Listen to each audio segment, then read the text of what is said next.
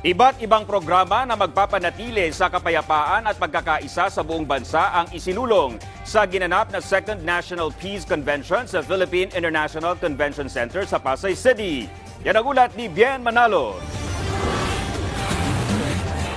Dating aktivista si Rica Feliciano, pero nagbago ang kanyang pananaw sa buhay nang sumapi at lumahok siya sa International Peace Organization, Heavenly Culture, World Peace, Restoration of Light. Dati, ginagamit ko yung boses ko para sa ibang bagay, para magalit, di ba po? Pero ngayon, I'm using my voice for peace. Yung iba, naglumipad pa from Mindanao, from Visayas to really volunteer in this event. It really makes me happy and glad na I'm part of this. Hanggat meron po tayong oras, panahon, di ba po, gamitin natin para sa kapayapaan.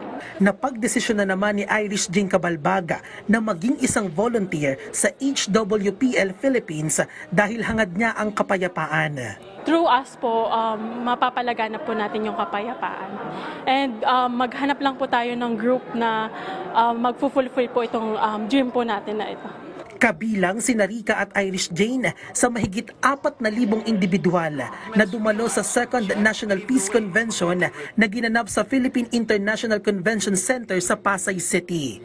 Kasama sa mga nakiisa ang mga policymaker, educators, media at religious leaders mula sa iba't ibang panig ng bansa. Tinalakay sa pagpupulong ang pagsusulong ng peace legislation, peace education at religious and cultural harmony. This is for us to foster harmony and unity within religion. It's composed of different religions, even from different cultures. Ito yung magiging way for us to be united. We need to be able to understand one another. But in able for us to achieve that, we must be able to listen first. I really want to encourage you to support peace. We can do it in our simple ways and even supporting the DPCW, especially here in the Philippines. We are doing this National Peace Convention here. And then also through the RPA, this is a platform that I want to invite everyone for you to try and for you to check the teachings that we have in different scriptures. Panauhing pandangal sa programa si Bangsamoro Autonomous Region in Muslim Mindanao Chief Minister Ahud Ibrahim.